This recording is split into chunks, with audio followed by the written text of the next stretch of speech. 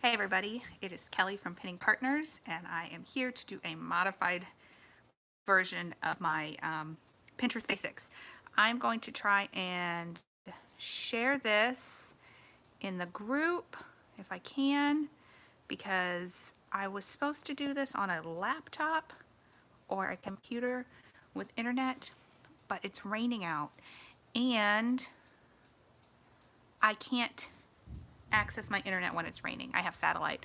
So when I have satellite and it's raining, the two don't mix. Let's see, group. This is for the creative writing group. And if you're watching the replay, sorry about the delay. I'm trying to share this so everybody can have it. I figured this would be going live for a little bit would be better than not going at all. And at least I can chat about Pinterest a little bit. Here we go. All right.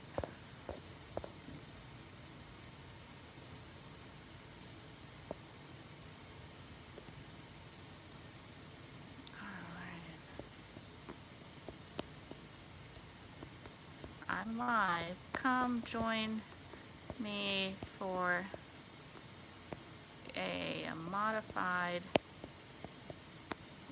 Pinterest basics training.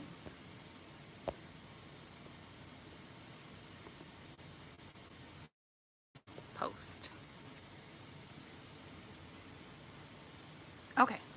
All right, so I figured, like I said, that this was going to be better just talking about it, Pinterest a little bit better than not going live, because I had already sent out that I was going to go live, and I was so bummed when it started raining. That's the way things work sometimes, right, my friends? So I have a few things that I want to talk about today. There are 4 things that I want to cover on the Pinterest basics training. I'm going to talk about setting up your business account, creating boards and pins, getting traffic via Pinterest, and using schedulers so that you can save time. Pinterest is very time consuming, and when you're able to use a scheduler for your pinning, it saves you a bunch of time.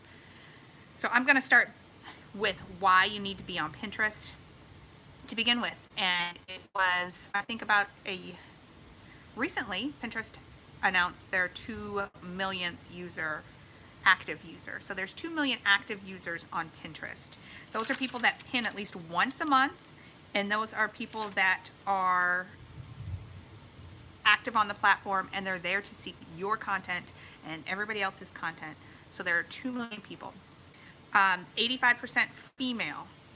Just another fun stat. They're 85% female on Pinterest, and that 55% of shoppers say that Pinterest is their go-to site. So before somebody purchases something, they research it on Pinterest, or they look for ideas on Pinterest with the product or service that they are thinking about purchasing. So I know that I do that. I mean, if I'm looking for something for my kitchen, I'm remodeling my kitchen, and by remodeling I mean I'm painting cabinets and I'm going to put a backsplash and all that stuff. So I'm remodeling my kitchen, but there are things that I want to do that I use Pinterest for. So I knew I wanted blue cabinets, so I googled Pinterest blue cabinets and tried to figure out, what's the best paint for cabinets, and the backsplash that I wanted and stuff like that. So I did go to Pinterest, for ideas and some sort of direction on what to purchase. So people are there on Pinterest, I can say from personal experience, to purchase as well. So you need to be on Pinterest. If you have a blog or a small business, or you have a product or service that you're trying to sell, people on Pinterest are there to purchase your said product or service, or head to your site, or find you via that way. So the first thing that you want to do is you want to set up a business account. And the reason that you want to have a business account is because there are benefits to having one. You need to be able to access analytics. You can't do that unless you have a business account. If you want to use promoted pins, which means your pin is featured and you pay for that service. Your pin is featured on different searches with different with other different pins. You've seen them in the feed if you've ever been on Pinterest. It's a pin that's not, sometimes it goes along with the search and sometimes it doesn't. You can set up your promoted pins that way, and then you have access to rich pins. And rich pins are, when you set up your account, it pulls from your site. So if you have a blog or if you have a website or anything like that, once you have a business account, you can set up rich pins and it pulls up information from your website, which is really good because that helps in rankings when people search for things. When you have your rich pins turned on, Pinterest ranks you higher than people that do not have rich pins set up. And you can start out as a business account or you can convert it later. I know when I started out as Pinterest, I don't think I started out as a business account for my food blog. I have pinningpartners.com and I also have mommakesdinner.com where I run a food website as well. So when I started that, I don't think that the Mom Makes Dinner was set up as a business account, but you can convert it. So if you're on Pinterest just for personal and you want to convert it to a business account, you can do that. You go in through your settings and you have to validate your website and stuff like that. But if you do not have Pinterest at all and you want to start as a business, then you can go ahead and do that. And you just, when you go to sign up to use Pinterest, you sign up as a business. And like I said, you want to be signed up as a business so you get the benefits of the analytics, promoted pins, the rich pins, so that you can track your marketing efforts through Pinterest. And once you do that, once you get your account set up as a business account, then you can start using it to promote your stuff. And I apologize, I had slides and everything set up and I have to keep looking at my notes. So I'm just a little, this rain has me rattled. So if you're on, make sure you say hi. I'll keep checking the comments. I'll check comments and stuff like that to see if you have any questions and I can answer them right now, or if you want to put them in the comments here on the live, or if you want to put them in the group and I can answer them there. So the things that I've already covered are just setting up your business account and why you want to do that. And like I said, the analytics, promoted pins, and rich pins, you can either start as a business account or you can convert your personal account to a business account.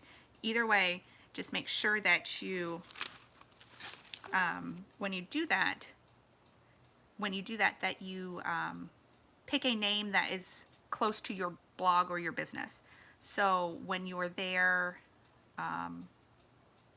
creating your business account, make sure that your username is going to match something with your blog or your business. So mine's Mom Makes Dinner or Pinning Partners, and those are my names on Pinterest as well. So it's pinningpartners.com/pinningpartners.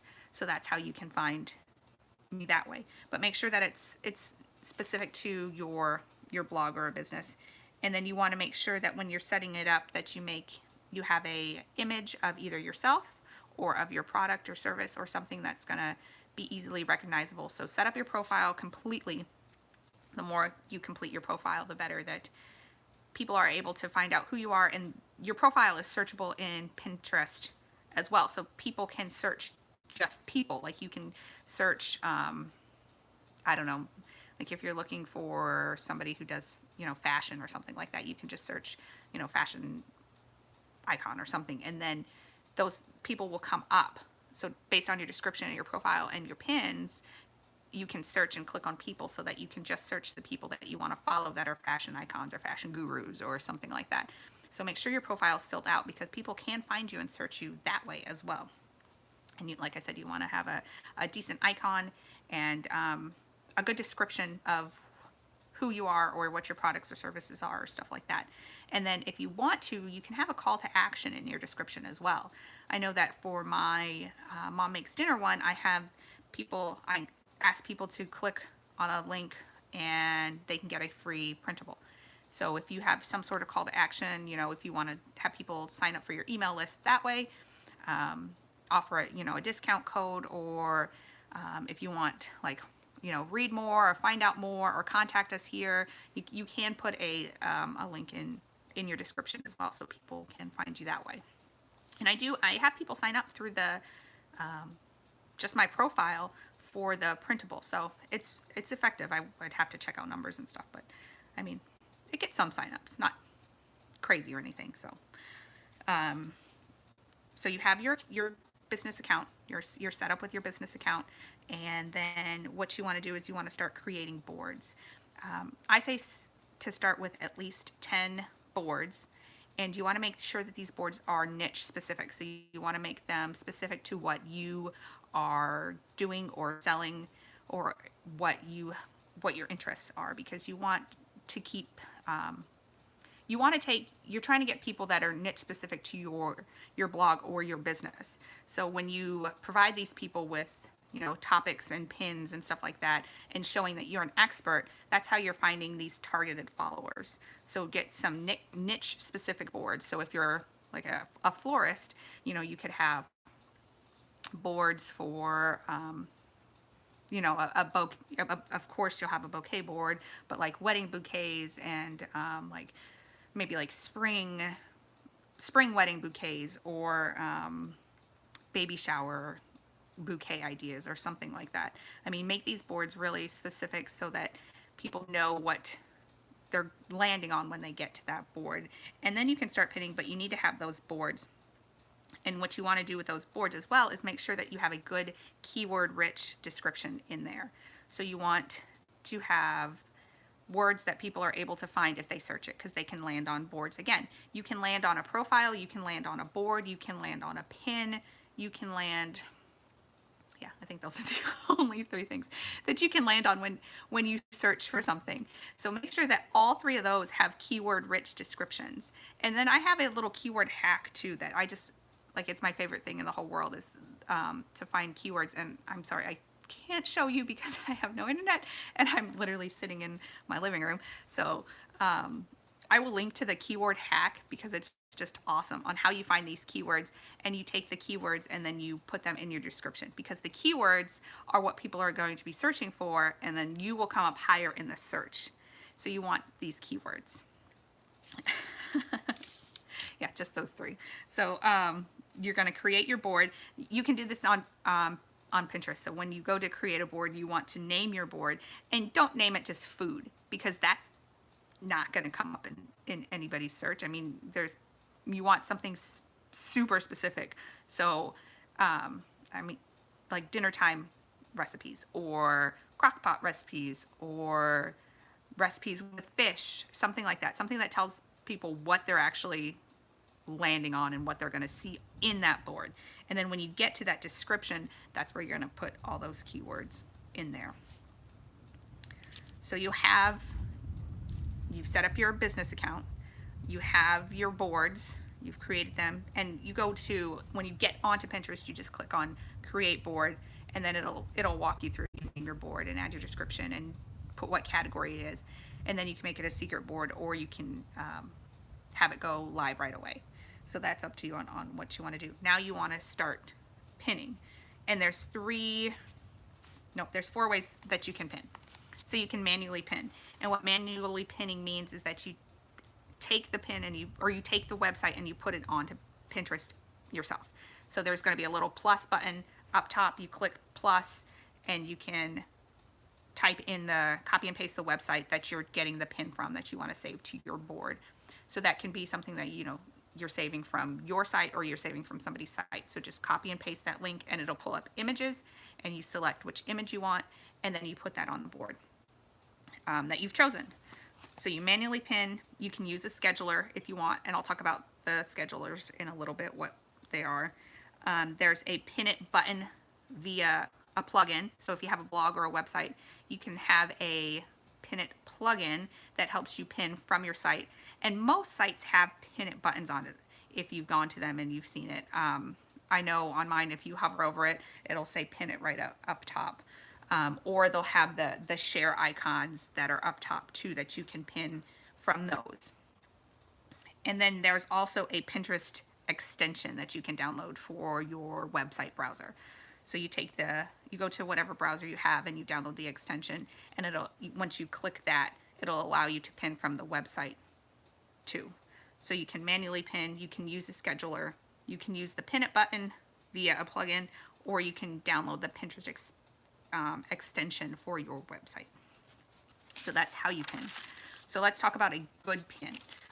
When you are creating pins for your blog or your business, what's a good pin to have? And I'm going to see if I have any. I don't know how the comments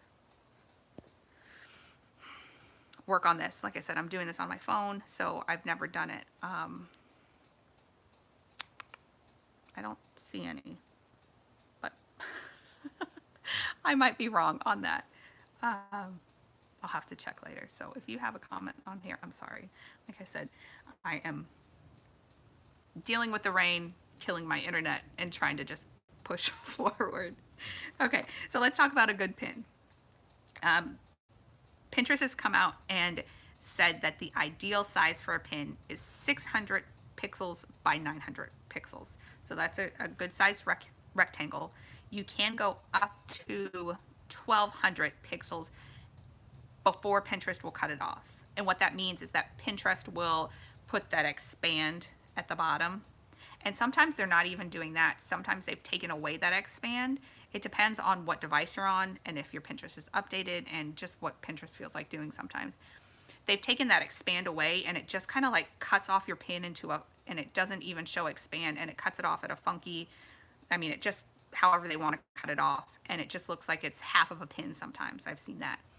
So if you click it, the whole pin will come up and it'll expand, but sometimes they don't even have the expand there. So you want to do 600 by 900. Excuse me. Minimum is what you should be doing for most of your pins. You can go up to 1200 before they'll cut you off though. And then what you want to do is you want to create the pin. I use Canva and PicMonkey most of the time. Canva.com, CANVA.com, PicMonkey, PICMONKEY.com. And those are the two that I use most of the time. Canva is great because they have templates there for you. So you can really just drag and drop your pictures and add your text, and you should be good to go on that. PicMonkey, they do a little bit they have templates somewhat, but it's more you have to figure it out yourself and create your own pin. You can also use Photoshop, or I've done pins in Word. So, it doesn't have to be anything fancy that you need to use to create these pins. If you're just starting out, don't go buy Photoshop or anything like that and get over your head. Go to PicMonkey or go to Canva and make these pins there. And you want to make sure that you have big, bold images. So if you're selling a product or a service, make sure that you have a good image of whatever the product or service is that's going to attract people to it. Think about the pins that you click on. It's something that's drawing your attention, that's making you stop scrolling, that you're looking for, that you're actually searching for. And then when you do the fonts, use 1 or 2 fonts. Don't go crazy with fonts and put like 4 or 5 different fonts on your pin. Do 1 or 2 fonts, and like I said, big, bright, bold images. I know for my pinning partners pins, I have obnoxiously bright pins. I just thought that would be good. When you're scrolling, you see them. They're like teal and they're bright, and if it's pulled up there when you're scrolling, you'll see it. So, that's one way to do it. It's just be obnoxious with your pins. No, I'm just kidding. But make sure that there's something that, don't put a dark image of something that you can't really tell or somebody's not going to click on. You need it to be attractive because you're trying to get people to click on the pin to go to your website so that they know, who you are and your products and services. And then when your image should reflect your post as well, like I said. So if you have, an image of, if you're a florist and you have a wedding bouquet, a beautiful wedding bouquet, and then you click on the image and it takes you to like a baby shower, like I said, bouquet, then people are going to click right off. They're not going to, that's not what they were there for. So make sure that your image reflects your post. Add a great description to your pin. So we've created our pin. You go to one of those Canva, PicMonkey, Photoshop, Word, or something like that. You create your pin. Your pin's going to be 600 by 900. You can either do, collage pins work great. You can do one image. You can do text over the image, however you want to do it, and then you add your description to your pin. So your description is something that's going to draw the reader in and have some sort of call to action on it. And what a call to action is, it makes them do something other than just read your pin. So you can say, click here, sign up now, read more, get the recipe, something like that. So you want a good description of what it is. So let's say one of my recipes is a skillet shepherd's pie. So I'll talk about the skillet shepherd pie. It's something that you make. My pin should say something like, one pot recipe made in under 30 minutes, great comfort food for a weeknight meal. And then it says click to get the recipe. So you have a good description of what you're talking about. I name the recipe. I add keywords in there, 30-minute meal, dinner time, things like that. And then the call to action is click for recipe. So you want to have all of that in your description box. And then Pinterest has jumped on the hashtag bandwagon. They had been no hashtag from when they started up until a few months ago. But now Pinterest is on the hashtag bandwagon. So after you've done that, go ahead and add in some hashtags. And they said that you could add in up to 30 hashtags on Pinterest. So their hashtags are here. They're here to stay. I don't know how I feel about them yet, but they are searchable. So make sure that you're using hashtags too. So if you don't put something in the description, you can put it down in your hashtags, or just repeat it. You have 30-minute meal, and then in the hashtag I can have 30-minute meal down here, and I could do dinner time or comfort food, skillet recipe, beef dinner, things like that I didn't put in the description that still apply to the pin that people might be searching for. All right, so we've talked about our pin size. We've talked about how to create a good pin, big, bold, bright, 1 to 2 fonts, reflect what it's posting about, and a good description with lots of keywords and hashtags. Okay, so now I'm going to talk about traffic, how you're going to get traffic via Pinterest. So you have your business account set up, you have your niche specific boards, and then you have the big, bold images. Oh, I don't know if y'all can hear that. It's thundering out like crazy. So yeah, still raining, still no internet. Okay, so now we're going to go to how to get traffic. The best way to get traffic from Pinterest is to create content that people are searching for and that they need, that your business will solve their problem. So if somebody's searching for dinner time recipes, then that's what the problem that my mom makes dinner site is solving. If you have a product or service that solves some other problem, then that's the content that you have that is solving somebody's problem. So the number one way to get traffic from Pinterest is just to have good content that people are looking for that solves their problem. People will click all day on stuff like that. So then the second way is keywords. I talked about the keyword hack, and I'll have to share that with you in the group. I have a whole post on the keyword hack, and it's really simple. It's just, you can do it with Google search. You can find the keywords with Google Search Console. You can use it just a Google search, or you can do the Pinterest search. And what you do is you type in part of a keyword, and then you let it auto-populate and see what people are searching for underneath. So I would type in like hamburger, and then Google or Pinterest will auto-populate hamburger recipes or easy hamburger recipes or hamburger dinner time recipes. And those are keywords people are searching for, and those are keywords that you need to put into your descriptions for your pins. So when you find your keyword, you take it, you put it in your description for your pin, because that's what somebody is searching for. It's like this full circle. So you look and search, add it to your keyword, people search for it, and people find it. So I hope that makes sense. I don't, like I said, I don't know if using my hands and just talking about it will help, but I'll put the link in for that keyword hack. All right, so you have you need a great pin to showcase your content is what the next bullet that I have. So we've talked about that. So we talked about how to make those good pins. 600 by 900 is the size for the pin that you need to make minimum, is what Pinterest is saying, and then it'll cut off at 1200. So the fourth way to get traffic from Pinterest is to be active. When you're active on Pinterest, Pinterest ranks you higher. And what ranking higher means is that you're going to be one of the first few people up in search. So it's kind of like Google. When people search for you, you rank higher in the Google search, but this is for Pinterest.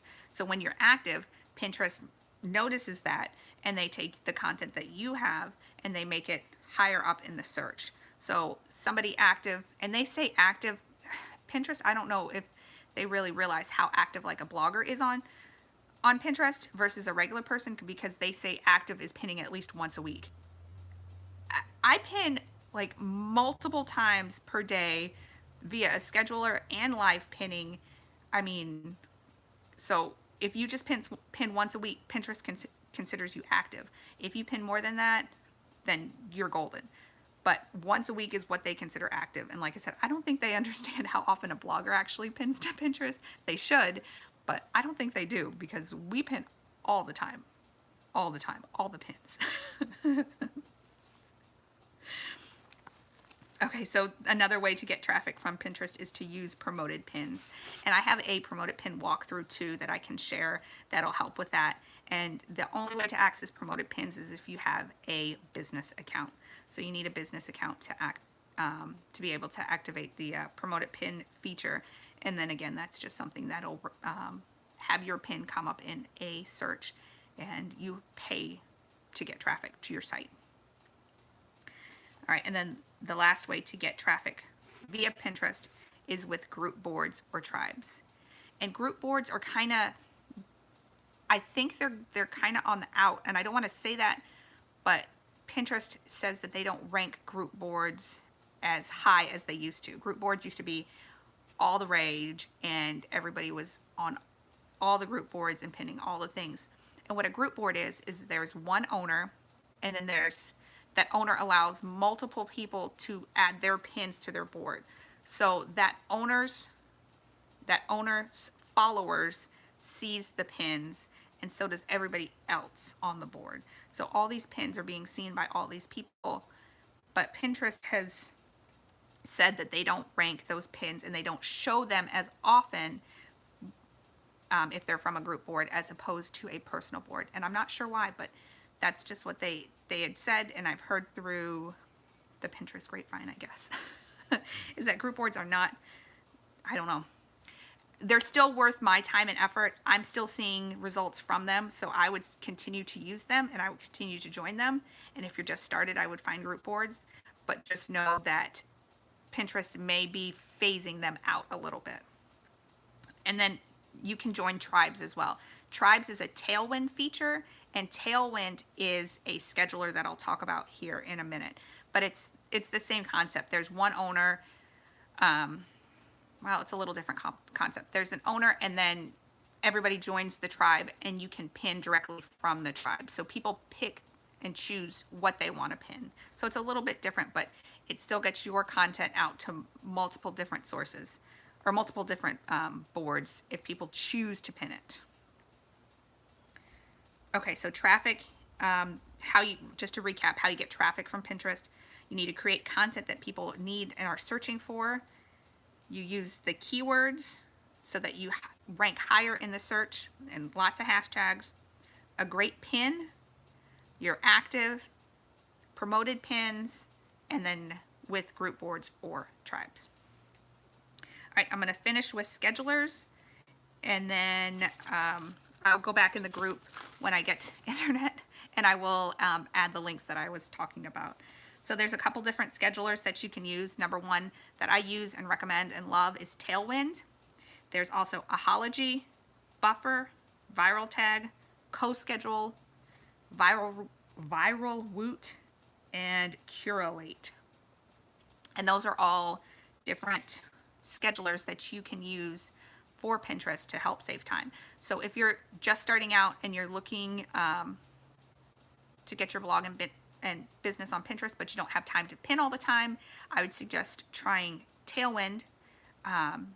They have a free, I want to say a free 100-day or a free 100 pin offer for them. So you can sign up and do 100 pins with them, schedule 100 pins and try them out before you use them.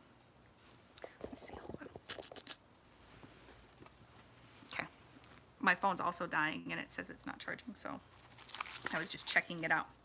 Ahology is free, and Buffer, I use Ahology and I like that as well. Buffer is free for so many accounts, and I like Buffer because you can use it for different social media accounts. So you can use it for Instagram and Facebook and Twitter as well, and you can use it. I believe 3 accounts are free with Buffer.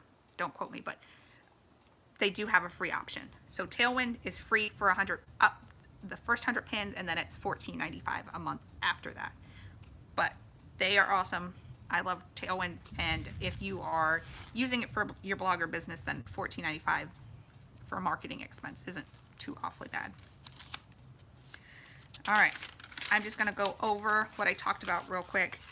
I talked about 4 different things. I talked about setting up your business account, creating boards and pins, getting traffic via Pinterest, and using schedulers. Okay, Gina, is Tailwind the Pinterest preferred recommended schedule? I don't think Pinterest has said that they prefer anybody, but they do have the API access, which means Pinterest has granted them access to schedule on their platform. There was Board Booster, and Board Booster did not have API access, and they were like going around somehow. They're going like backdoor scheduling something, and Pinterest just cut them off like 2 or 3 months ago and said, you cannot do this anymore, and Board Booster closed down. So the ones that I mentioned have API access.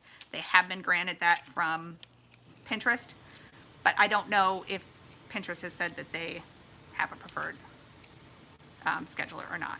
So hope that helps and answers that question. If you have any more questions, y'all let me know. I'm glad that popped up, so I know that the questions are working. Like I said, I'll drop some links in the group after a bit, but thank you all for bearing with me and hanging out with me. I also have everything that I talked about, I have in my Pinterest Power ebook and in the group for 50% off the Pinterest Power book, so that'll make it $4.99. And it has everything I've talked about, and it goes through and yeah, no problem, Gina. Everything goes through, and it has I have images and stuff like that in there that'll help walk you through a little bit better than just seeing, just hearing it. So use code CREATIVE. I'll put that in there. And then when you buy the Pinterest Power ebook, also toss in the keyword planner. And what the keyword planner is I went ahead and used the keyword hack that I'm going to share with you. And I have over 300 niche specific keywords there for you to use. So there are, I believe, at least 50 writing keywords that you can use for descriptions in your profile and in your pins and in your board descriptions. So that will be added into the bundle for the book. So if you buy the ebook, then you get the keyword planner for free. So the keyword planner is $4.99 on its own. The book is half off at $4.99. So you get the keyword planner free. So that's my sales pitch. And I'll put all this in the group. And like I said, I appreciate y'all hanging out with me and listening to me talk about Pinterest. If you have any questions at all, tag me in the Creative Writing group and I will answer them. If I don't know the answer, I will find out for you, because then that's something that I get to learn, and hey, I'm not mad about learning something new. So Thanks for hanging out with me, guys. I'll post this replay as well, so you'll be able to watch from the beginning if you missed the beginning. So have a good day, and I hope that it's not raining where you are and you get to enjoy your internet. Bye, y'all.